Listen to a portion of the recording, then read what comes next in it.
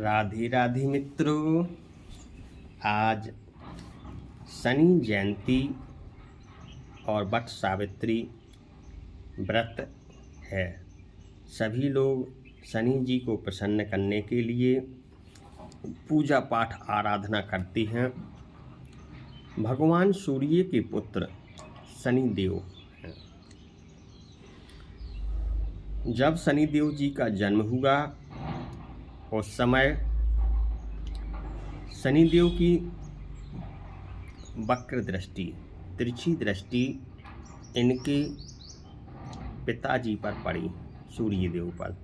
तो सूर्यदेव को कुष्ठ रोग हो गया और इनके सारथी पर, अरुण पर शनिदेव की वक्र दृष्टि पड़ी तो इनके सारथी पंगु हो गए और इनका घोड़े पर पड़ी तो घोड़ा अंधा हो गया। ऐसी स्थिति बनी। शनिदेव बचपन से ही उदंडी थे। यह अपने सभी भाई बहनों को परेशान करते थे। शनिदेव जी की 9 संतानें हैं, सबको परेशान करते थे। तो शनिदेव अब शिव जी की शरण में जाते हैं। शिव जी से कहते हैं कि हे शिव जी, आप मेरी रक्षा कीजिए, मेरा बालक अत्याचारी होता जा रहा है, अपने भाई बहनों पर अत्याचार कर रहा है।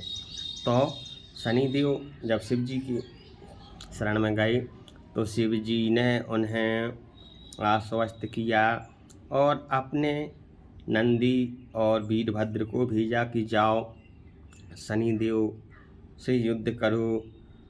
तो शनिदेव के गण और वीरभद्र, नंदी और वीरभद्र गए तो उन्होंने भी शनिदेव से युद्ध किया और शनिदेव की वक्र दृष्टि पड़ी तो वह भी संघर्ष करते करते, युद्ध लड़ते लड़ते हार जाते हैं और मूर्छित होकर के धरती पर गिर जाते हैं। तब जा कर के त्रिशूल लेकर के शिव जी क्रोध में आते हैं और क्रोध में आकर के शिव जी ने शनिदेव से युद्ध किया। भयंकर युद्ध होता है और शनिदेव की जैसी दृष्टि पड़ी तो अब शिव जी भी हार जाते हैं। तब जा कर के शिव जी वरदान मांगने को कहते हैं तो शनिदेव कहते हैं कि हे शिव जी, इस संसार में सबने मेरा तिरस्कार किया है, मुझे मान सम्मान नहीं मिल रहा, इस कारण आपका मैं शिष्य बनना चाहता हूँ। तो भगवान शिव जी ने शनिदेव जी को अपना शिष्य बना लिया और कर्मों के फलदाता न्यायाधीश शनि को अटल पदवी दी गई। तब से लेकर आज तक कर्मों का हिसाब किताब भगवान शनिदेव के हाथ में है। जो मनुष्य अपने कर्म बिगाड़ता है, छल कपट करता है, धोखाधड़ी करता है, उसको शनि की 7.5 महादशा अड़ैया में कष्ट भोगना पड़ता है। कई महान राजा लोग भी, नल, रावण और स्वयं भगवान शिव जी पर भी शनि की दृष्टि पड़ी, वह भी नहीं बच सके। तो हम सब क्या हैं, हम सबको भी शनिदेव की कोप का भाजन बनना पड़ता है। इसलिए शनि की महादशा जिस पर चल रही हो, अड़ैया चल रही हो और 7.5 चल रही हो, उसे भगवान शिव जी को आज मनाना चाहिए। वही हम सबका कल्याण करने वाले हैं। आज वट सावित्री और शनि जयंती है, शनिवार का दिन है। उपासना करें और उपासना का सूक्ष्म अर्थ है समीप बैठने का प्रयास। संधि विच्छेद के मुताबिक उपधन आसना बराबर उपासना। उप माने समीप, आसन माने स्थिति या बैठना। भगवान के चरणों में या भगवान के पास बैठना ही उपासना है। कर्म से, मन से और सब प्रकार से परमात्मा के समीप रहकर सेवा करना ही उपासना है। उपासतो यत् पुरुषा पुराणा, अर्थात पूर्ण भक्ति से परमात्मा को प्रसन्न कर लेना ही उपासना है। त्वता पावार विग्वम भरवा संधु तुम उपासते कामलवाय तेषाम। उपासना शब्द को पूजा भक्ति में लीन रहना कहा गया है। इसी प्रकार एक अन्य उदाहरण देखें, उपासते योग रथेन धीरा। इसमें भी उपासना का अर्थ ध्यान ही बताया गया है, अर्थात इष्ट देव का ध्यान करना, प्रणाम करना, नमस्कार करना, पाठ जप होम भक्ति यंत्र दास सुख समीप सेवा शुश्रूषा परिचर्चा आराधना चिंतन मनन आदि सभी क्रियाओं को उपासना कहते हैं। उपासना क्यों करें? उपासको संसार के सारे धर्म ग्रंथ अध्यात्म का निष्कर्ष यह है कि उन्हें ढूंढते और पाने और मनन करने का उद्देश्य यह है कि मानव अपनी व्यवस्था के अतिरिक्त धन प्राप्त करने की ओर भटक रहा है, परंतु संपूर्ण सुख साधन होने के पश्चात भी बाधाओं से पीछा नहीं छुड़ा सकता। जब उसे कहीं भी शांति नहीं मिलती तो वह देवी देवताओं से इसे प्राप्त करना चाहता है, किंतु उसे प्राप्त करना तो आसान नहीं है, उन्हें प्रसन्न करना आसान नहीं है। फिर भी प्रसन्न करने हेतु अनेक मार्ग ढूंढता है, तब उसे उनकी उपासना पूजा अर्चना की आवश्यकता पड़ती है। वही उपासना रहस्य इसे कार्य रूप देकर हृदय से मनन कर आप संसार के उच्चतम शिखर पर पहुंच सकती हैं। यही उपासना का रहस्य है, इसकी मनोवृत्ति है। उपासना की आवश्यकता क्यों है? उपासना में भावना का महत्व होता है।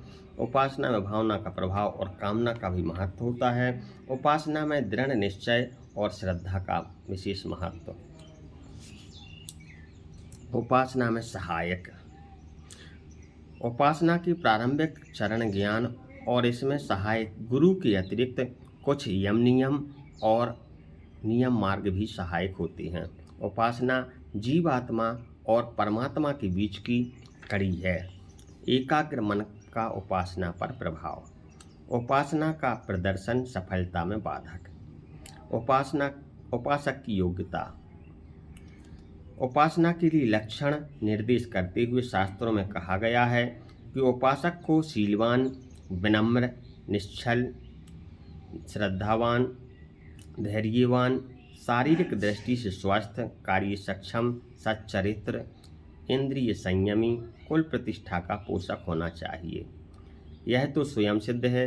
यदि कोई उपासक गुणों से रहित है तो वह श्रद्धा विधान पूर्वक स्थिर चित्त होकर के ना तो उपासना कर सकता है, ना ही उसे कोई लाभ मिल सकता है।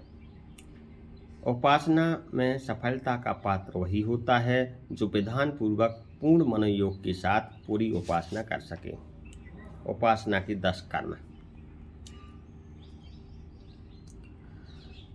मूर्ति पूजा, इष्ट देव के नाम का जप करना, स्तोत्र का पाठ, भजन गायन, इष्ट देव के विधि चरित्र का वर्णन व कार्यकलापों का पठन पाठन, श्रवण मनन, आराध्य देव से संबंधित यंत्र मंत्र का विधि विधान से पूजन, साधना, आराध्य देव के प्रति आत्मसमर्पण, आराध्य को प्रणाम वंदना प्रदक्षिणा, ये 10 कर्म बताए गए हैं। अभिषेक। नित्य नियम उपासना का फल। कोई भी हो, नियम पूर्वक निरंतर नियम करने से सफलता प्राप्त होती है। वर्ष भर नियम पूर्वक बिना क्रम तोड़े पढ़ने वाला विद्यार्थी भी प्रथम श्रेणी प्राप्त करता है। ठीक यही दशा पूजा आराधना और उपासना की है। निश्चित समय पर नित्य उपासना करने से ही मन वांछित फल की प्राप्ति होती है, जबकि प्रमाद और आलस्य पुण्य फलों को कम करता है।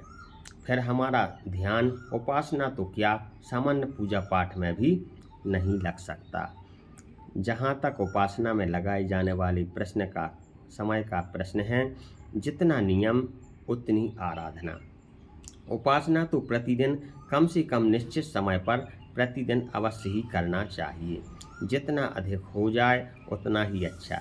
नियम कम से कम के लिए होता है, अधिकतम की कोई सीमा नहीं। क्या धन से किसी का मन भरा है? नहीं। तो धन स्त्री से किसी का मन नहीं भरता। 5 वाला 50 के लिए, लाख वाला करोड़ के लिए सतत चेष्टा करता रहता है, कभी उसे संतोष नहीं होता। जब संसार के इस नाशवान धन से हम नहीं उकताते, सदैव अधिक की कामना करते रहते हैं, तब तक प्रभु के असीम धन को ही सीमा में कैसे बांध सकते हैं। जितने अधिक समय तक परमेश्वर का चिंतन, मनन, आराधना, उपासना, पूजा की जाए उतना ही कम है, परंतु इसमें एक दिन का भी व्यवधान नहीं आना चाहिए।